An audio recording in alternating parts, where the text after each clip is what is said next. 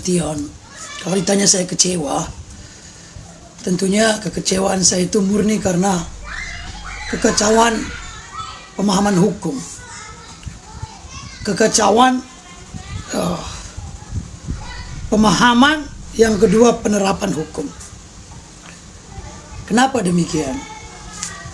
Kalau teman-teman tadi mendengarkan ya putusan itu dengan seksama, apa sih pertimbangan hakim? Gak ada apa pertimbangan hakim?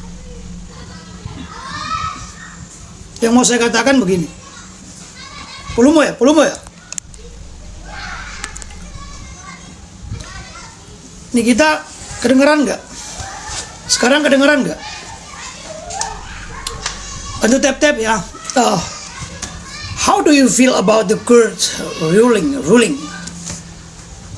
Ralda, saya bingung Ralda. Hakim di Indonesia ini perlu sekolah yang banyak. Hakim itu harus dibuat satu aturan hukum untuk hakim, minimal membaca buku hukum itu 30.000 buku. 30.000 minimal. Tujuannya apa? Agar pemahamannya itu dapat. Putusan ini ya, satu, Nikita itu tidak melakukan pemerasan, itu perlu dicatat. Dia melanggar UU ITE, ya, melanggar undang-undang ITE. Itu putusannya. Dia tidak melakukan pemerasan. Yang lucunya, pertimbangan hakimnya kok dikit banget. Bahkan seluruh nota pembelaan yang diberikan pengacara nggak dianggap sama hakim. Coba bayangkan satu baris pun nota pembelaan tak dipakai sama hakim, apa gunanya pengacara diatur undang-undang ini? Ngapain kuliah itu? Hakimnya sarjana hukum. Baca bukunya cuma 2 biji, 2 buku aja. Iya kan? Kalian dengar nggak apa pertimbangan hakimnya?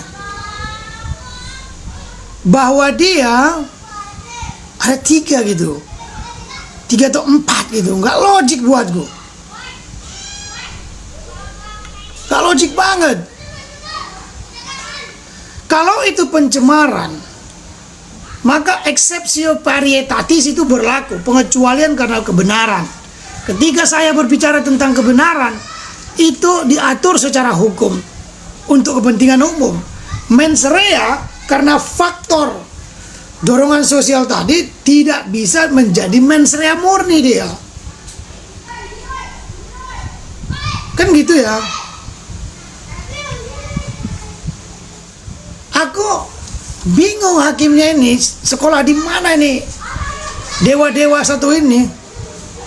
Pandangan hukum pembela nggak dipakai, kan lucu. Ismail itu divonis undang-undang ITE. Anda boleh cari satu pun dalam pembuktian Ismail itu tak terbukti melakukan pelanggaran ITE. Satu baris kalimat, coba cari, nggak ada. Bani kita dipakailah pandangan orang. Saksi Melvina itu dia yang datang ke Nikita Mirzani, dia yang menawarkan dirinya, kan dia yang menjadi pelacur sebenarnya nih, si Melvina. Apa dalam tafsirnya begini ya, ada orang, kalau saya menawarkan diri, saya itu kan dari kayak melacurkan diri sebenarnya. Yang mau saya katakan itu begini, dalam hukum pidana, dia yang aktif. Dia yang aktif nih kita nggak terima. Jadi itu dijadikan dalil bagi hakim. Apakah itu kejahatan? Kan enggak. Kan itu nggak melakukan dia. Kecuali dulu dia tuh terbukti melakukan, ada kerugiannya, hanya dia nggak ditangkap. Kayak curanmor, tau nggak? pencurian motor itu, si pencuri motor ini melakukan mencuri di Petukangan, mencuri di Bintaro, mencuri di Selipi. Namun yang ketangkap itu ketika dia mencuri di Tanah Abang. Maka itu bisa dijadikan karena ada bukti-bukti konkretnya. Lo ini Melvina yang datang nemuin, nawarin diri. Minta nawarin. Nggak diambil uangnya 2 miliar. Kan gila gitu jadinya kan. Jadi sakit kita, ngapain kita kuliah hukum? Sakit. RG, salah lah, kamu mendengarin putusan hakim nggak? Yang dijadikan salah satu dalil hakim, kesaksian Melvina, sama dengan RG yang aktif datang. Mau urusan minta tolong kah, mau apa kah, itu beda cerita dia. Jadi di situ aku bingung, hakim ini mau apa sebenarnya orang ini? Ada asas hukum bunyinya begini, res judicata pro veritate accipitur. Saya beberapa bulan lalu udah buat video saya itu yang pakai batik duduk di sini juga. Putusan hakim harus dianggap lahir dari hasil penipuan, kong kali kong, kejahatan hakim, kebodohan hakim, semua situ. Karena mereka punya kuasa, tangannya bisa mengetok orang salah apa tidak, maka dia katakan putusan hakim itu harus dianggap benar dan diterima. Kan itu asasnya. Orang Indonesia memang menemukan itu sepotong, tidak tahu tafsir secara utuh. Hakim-hakim khususnya. Jadi hakim itu dianggap benar. Boleh dibaca itu rujukannya, judulnya Res Judicata Pro Veritate Accipitur. Dulu ada salah satu disertasi dari Leiden tahun 1674, ditulis oleh J. Thierry de Baye tulisannya. Perché Res Judicata Pro Veritate Accipitur? Perché? Dia tanya, perché? Kenapa? Kenapa harus diterima? Kalau hakimnya nggak ngerti, kenapa harus diterima? Kalau dalilnya nggak masuk di kepala kita, kenapa harus nggak terima gitu loh? Kan itu masalahnya. Gitu, itulah bocil-bocil di Tanah Lapang. Di depan rumah saya itu Tanah Lapang. Ya. Maaf, distrik nggak penting.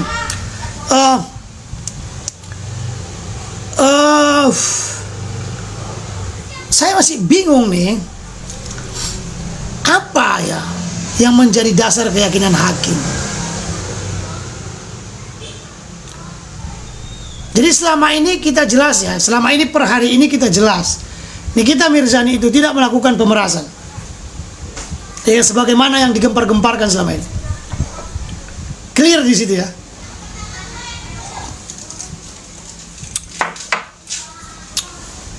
Apa yang abang akan lakukan? Saya bukan tim hukum, tapi tadi pun saya berdiskusi dengan tim hukum. Diskusi memang. Tim hukumnya keren, terbuka banget. Tapi terlepas dari itu, tuan-tuan dan puan-puan, saya ingin mengatakan begini.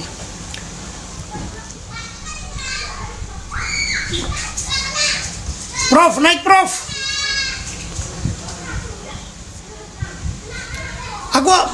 Aku masih bingung gitu. Belum dapat saya dalil hukum secara rasional, secara logik atas putusan hakim. Namun ini kan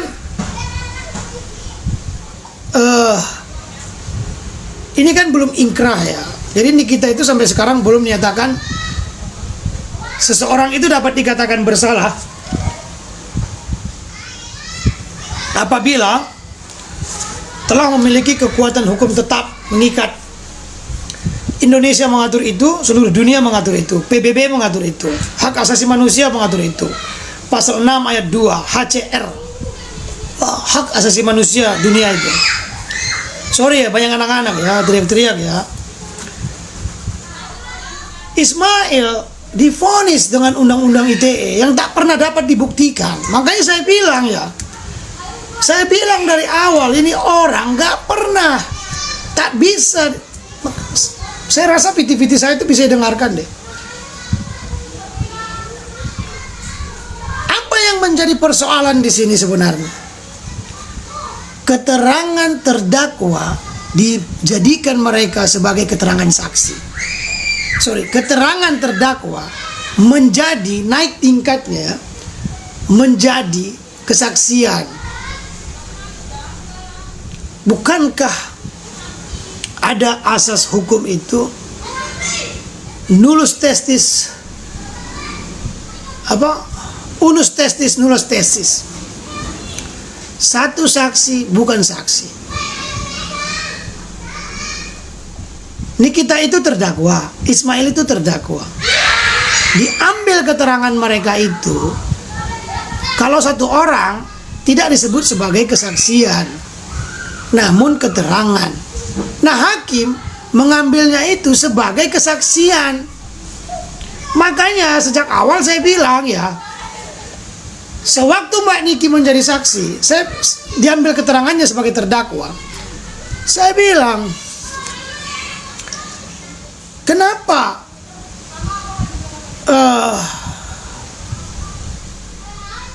sewaktu itu saya lagi sama Mr. G. Saya telepon lah dulu Bang Sultan Bang Sultan Bojong ya, biar ada teman saya diskusi ya. Ya, aku telepon lah dulu ya Bang Sultan Bojong. Siapa tahu beliau ingin diskusi. Aku begini, terlepas kita beda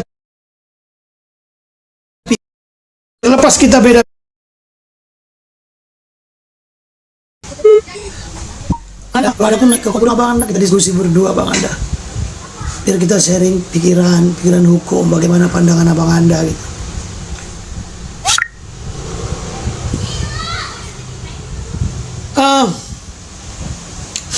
Aku nggak terimanya bukan apa-apa ya, dalil hukumnya nggak jelas.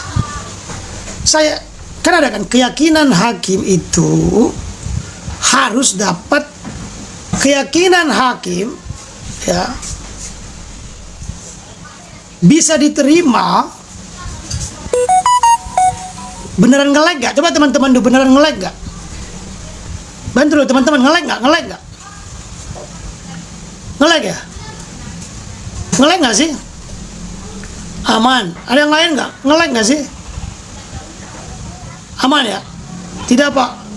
Lag? Gak Pak? Mana benernya? Bagi yang nge-lag coba cek kuota kalian dulu. Jangan pakai wifi. Jangan pakai wifi warung.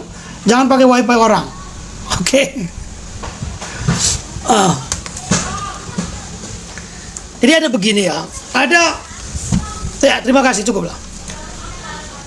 Ada secara universal dalam hukum pembuktian itu, keyakinan hakim itu lahir di Indonesia 6, di universal 4 secara seluruh dunia. Namun ke-6 ini pun lahir dari 4. Yang pertama ada conviction ration C dalam bahasa Prancisnya. Keyakinan hakim yang rasional berdasarkan undang-undang. Salah satunya itu didasarkan undang-undang. Ada conviction intime, subjektif dia. Ada negatif teori bevis, ada positif teori bevis. Secara keseluruhan itu aja sebenarnya, seluruh dunia itu begitu. Nah, keyakinan hakim ini syaratnya apabila dapat diterima oleh akal waras.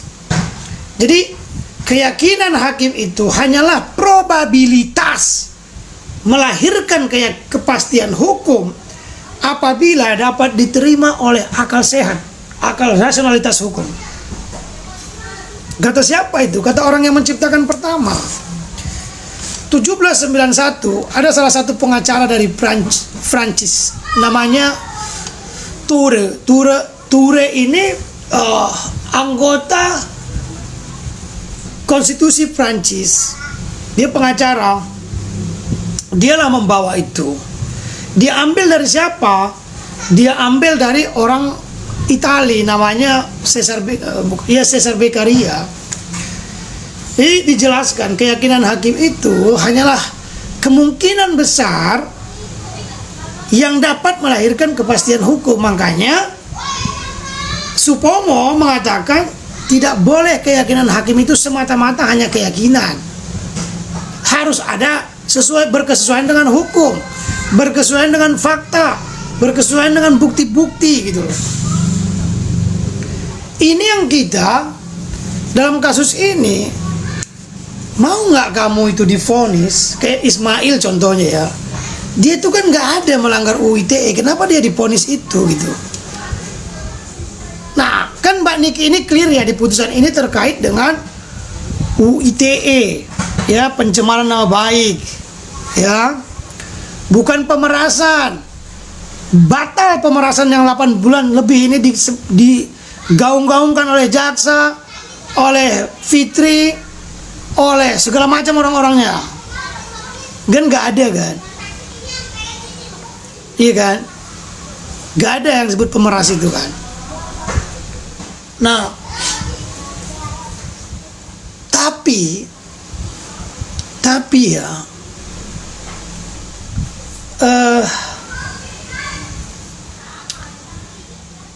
exceptio varietatis itu harus jelas. Bayangkan teman-teman, tak satu pun saksi, contoh keterangan doktif itu, diambil nggak keterangan doktif? Kan itu saksi fakta. Kenapa diambil orang lain yang nggak ada hubungannya coba?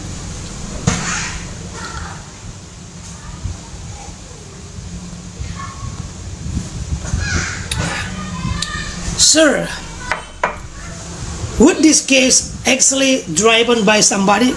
Yeah, anything possible, anything goes. Iya kan? Anything goes nih kita. Do you know the tradition of Indonesian court? Corrupt. Iya kan? Tradisi penegakan hukum negara ini kan korup. Sudah biasa kali. Kan begitu ya. Benar gak sih? Bagaimana dalil hukumnya nggak masuk ke logik, bisa menjadi putusan orang bersalah 4 tahun?